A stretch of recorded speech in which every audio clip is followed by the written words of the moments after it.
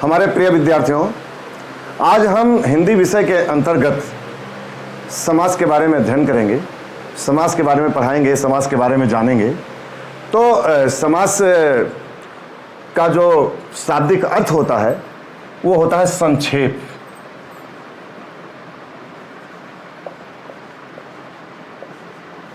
समास का शाब्दिक अर्थ होता है संक्षेप। कहने का जो मतलब है, विभिन्न शब्दों को, विभिन्न पदों को इकट्ठा करके, संक्षिप्त करके उसके लिए कम से कम शब्दों में उसके भावों को स्पष्ट कर देना। भाव ये,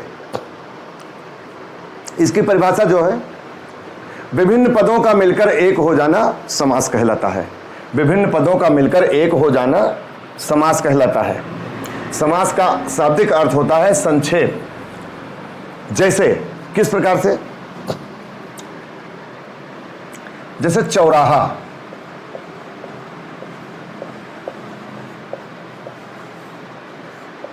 इसका अर्थ क्या है? चौराहा का अर्थ क्या है?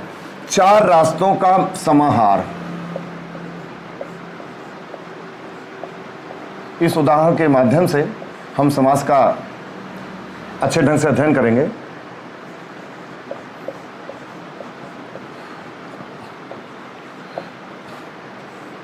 चार रास्तों का समाहार, या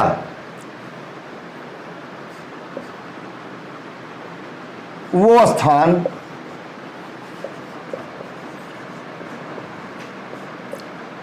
जहां से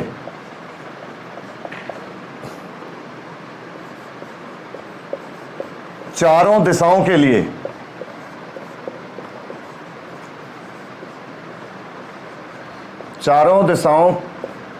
लिए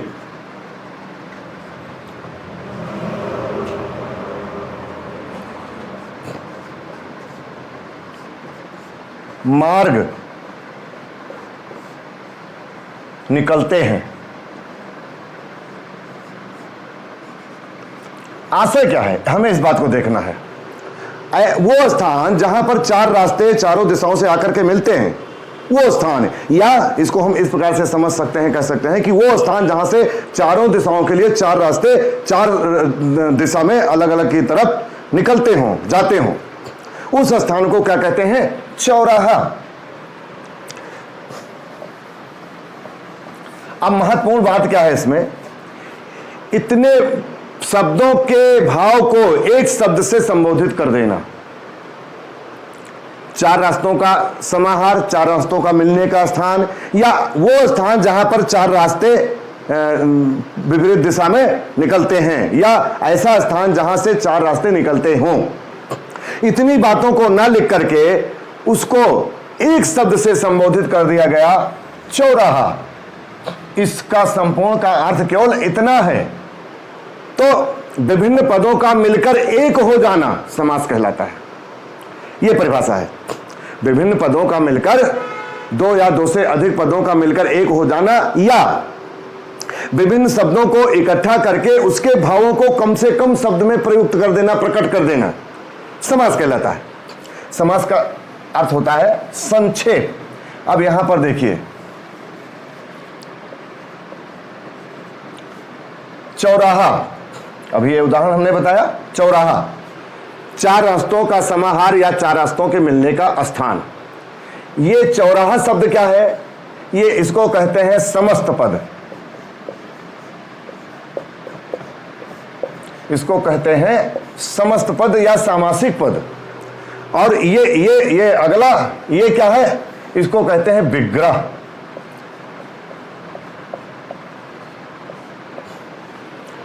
समस्त पद का विग्रह होना। जैसे विभिन्न शब्दों का, विभिन्न पदों का मिलकर एक हो जाना समास कहलाता है। इसका शाब्दिक अर्थ है संक्षेप। लेकिन अगर उसका हम पुनः विग्रह कर दें, उसको विखंडन कर दें, उसको अलग अलग कर दें, चौराहा का अर्थ क्या हुआ? चार रास्तों का समाहार, चार रास्तों के मिलने का स्थान, वो स्थान जहां से चार रास्ते निकलते हैं। चौराहा शब्द को इतने शब्दों में विखंडित कर देना, इसको हम क्या कहते हैं? विग्रह। और इसको क्या कहते हैं? समस्त पद। ये हो गया समास के बारे में। इसकी परिभाषा, विभिन्न पदों का मिलकर एक हो जाना समास कहलाता है। समास शब्द का अर्थ होता है संक्षेप, मतलब कि विभिन्न शब्दों को, विभिन्न पदों को, उसके भावों को कम से कम शब्दों में दर्शा देना। अब समास के बाद में समास के प्रकार। तो समास मुख्य रूप से 6 प्रकार के होते हैं। नंबर 1 द्वंद्व समास, नंबर 2 द्विगु समास,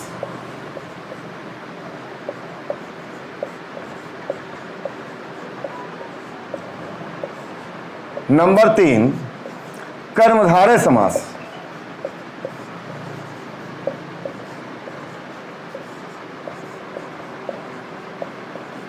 नंबर 4 बहुव्रीहि समास,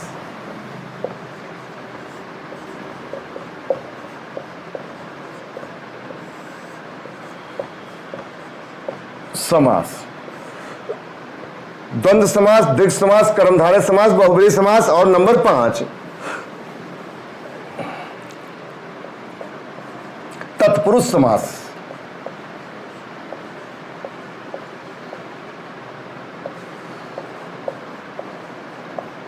और नंबर 6 अव्ययी भाव समास। नंबर 6 अव्ययी भाव समास।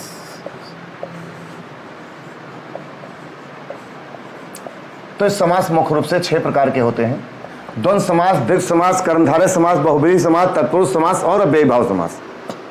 ये समास की परिभाषा हमने बताई, समास के प्रकार के बारे में बताया।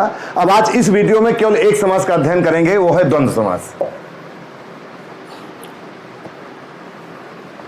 इस वीडियो में समास के अंतर्गत केवल एक समास का अध्ययन करेंगे, अध्यापन करेंगे, समझेंगे, जानेंगे, वो है द्वंद्व समास।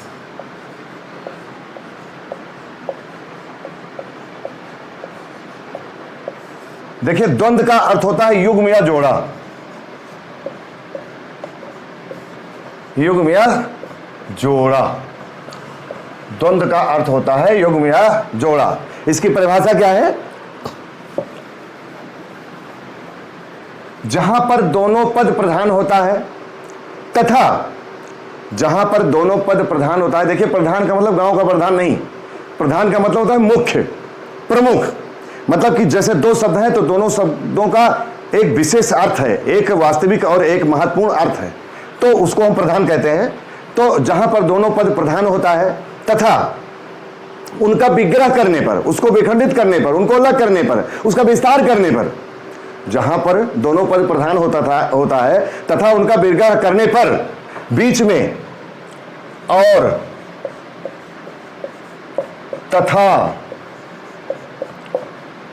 या एवं अथवा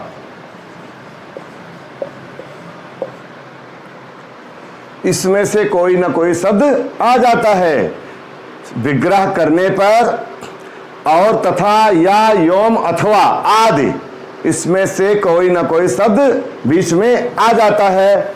इसे हम द्वंद्व समास कहते हैं। अब आइए देखें हम उदाहरण के माध्यम से। जैसे माता पिता,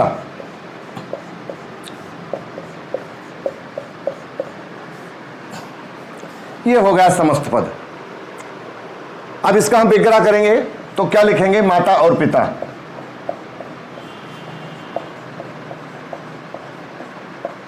माता और पिता। अब यहां पर देखने योग्य बात क्या है?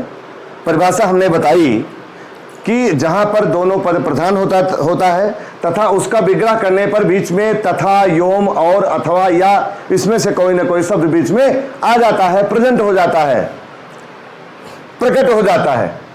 तो अब यहां देखें, माता पिता, माता और पिता। दूसरी बात, जहां पर दोनों पद प्रधान होता है, ये दोनों शब्द आपस में प्रमुख हैं, दोनों का एक विशेष अर्थ है, दोनों का एक महत्वपूर्ण अर्थ है, बराबर महत्व है। जितना महत्व पिता का है उतना महत्व माता का है। इसी प्रकार से हम अगला शब्द देखें, अगला उदाहरण देखें, सुख दुख।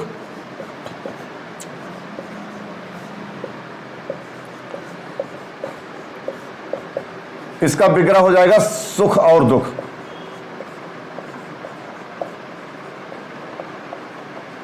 जैसे जीवन में सुख और दुख आते रहते हैं। तो इसका विग्रह, ये समस्त पद हो गया सुख दुख, विग्रह करने पर और शब्द इसमें बीच में आ गया। तो क्या है कि जहां पर दोनों पद प्रधान होता है, अच्छा ये यहां पर देखेंगे दोनों पद का महत्वपूर्ण अर्थ है, जितना महत्वपूर्ण अर्थ सुख का है उतना दुख का है, दोनों पद प्रधान है, दोनों प्रमुख है, और विग्रह करने पर बीच में और शब्द आ गया है, इसलिए यहां पर द्वंद्व समास होगा। अगला उदाहरण देखें, लाभ हानि।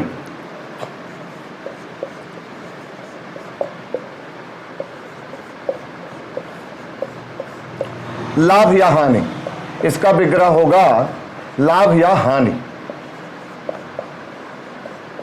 ये होगा विग्रह और ये हो गया समस्त पद।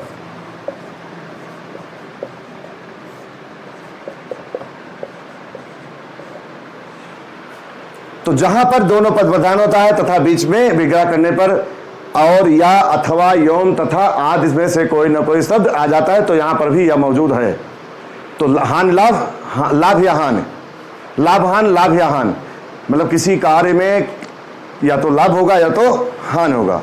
तो यहां पर इसका अर्थ ये लिख दिया गया, इसको विस्तृत किया गया, इसको हम विग्रह कहेंगे।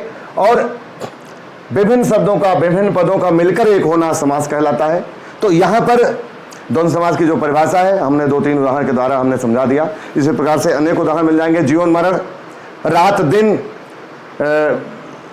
लाल हरा काला नीला पीला सफेद, चाय पानी, दाल भात, दूध दही, और कुर्सी मेज, कलम दवात, कापी किताब, पूड़ी कचौड़ी, दाल भात, सब्जी रोटी, इसका सबका जैसे हम विखंडन करेंगे, विग्रह करेंगे, बीच में कोई ना कोई शब्द हमको उनमें से रखना होगा जो हमने बताया है, और या एवं तथा अथवा या आदि, इसमें से कोई ना कोई शब्द रखना पड़ेगा इसका विग्रह करने पर, और इसी को हम द्वंद्व समास कहते हैं। तो ये सब भी द्वंद्व समास के उदाहरण है।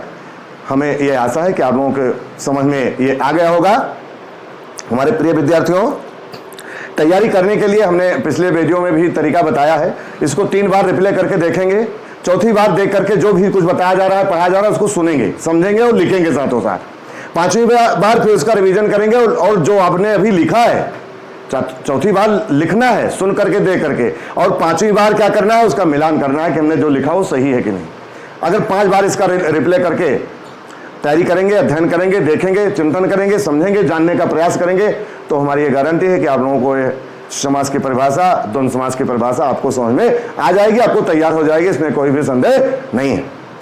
तो मिलते हैं किसी नेक्स्ट वीडियो में अगले टॉपिक के साथ, अगले विषय के साथ, अगले चैप्टर के साथ। तब तक के लिए सादर धन्यवाद।